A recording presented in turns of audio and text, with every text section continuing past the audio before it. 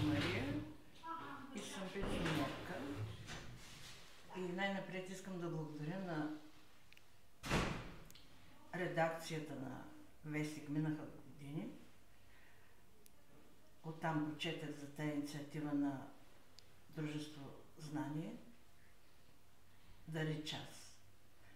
Записах се и дойдох. Много съм благодарна на девойчето Петя, която толкова старателно и с такова търпение обяснява на нас, възрастните, които все пак ни е интересно и искаме да работим с компютър, за да се свързваме с наши близки, приятели от другите страни, а не само от другите, и в България, които не са до нас. Благодаря много за инициативата и на Петя.